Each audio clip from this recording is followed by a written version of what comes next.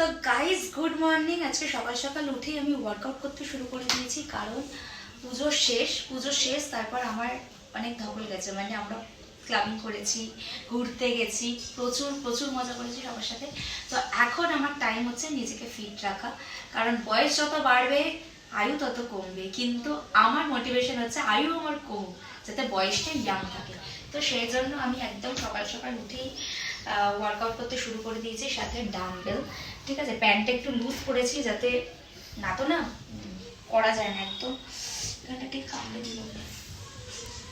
এই হলো আমার ডাম্বেল। তোমরা আমাকে অনেকেই বলেছো তুমি ঘামতে ঘামতে ভিডিও করবে, কিন্তু সত্যি কথা বলতে আমার ঘামার পর আমি নিজেই ক্লান্ত হয়ে পড়ি, আমি আর পারি না। তো সেই জন্য আমার পক্ষে সম্ভব হয় না। আমি এখন আস্তে আস্তে তোমাদের সাথে কথা বলবো, প্লাস আমি আবার ওয়ার্কআউটটা করবো। কিচ্ছু করার নেই। জিমে গেলে এত প্রবলেম হয়, এত ছেলে থাকে আর ওরা আমার দিকে তাকিয়ে থাকে, তো সেই জন্য আমি ওয়ার্কআউট করতে পারি না। সাথে প্রচুর সেলফি, ফটো, ভিডিও, ভাই না। আমি ওখানে জিম করতে যাই, আর কিছুই না। কিন্তু এখন আর যাই না। এখন আমি যতটুকু পারি বাড়িতেই করি, কারণ আমাকে আমার কাজটা তো নিজেকে করতে হবে না, তো সেই জন্য। তো পেটটা আমাকে কমাতে হবে, তার জন্য আমি পুশ আপও মারছি আস্তে আস্তে। আমি নিচে করবো না, কারণ নিচে পুশ আপ করলে আমি পারি না। দেখো এখন প্রপার জিম করতে গেলে আমার 1 ঘন্টা লেগে যাবে, তো প্রপার ভাবে জিম করবো না। দেখো আমি যদি এরকম ভাবে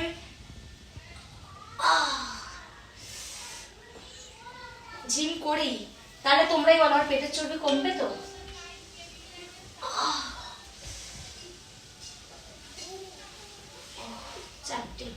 এরকম ভাবে করলে কি আমার পেটের চর্বিটা কমবে? তোমরা একটু আমাকে কমেন্ট করে জানো, কারণ হচ্ছে পেটের চর্বিটা আমাকে কমাতে হবে। ঠিক আছে, তার বাইরে আমি কিছু করতে পারবো না। যদিও আমার পেটে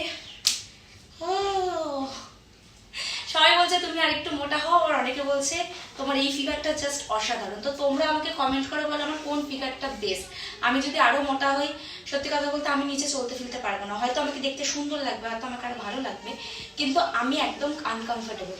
আমি একদম 53তেই সবসময় লিড করে এসেছি।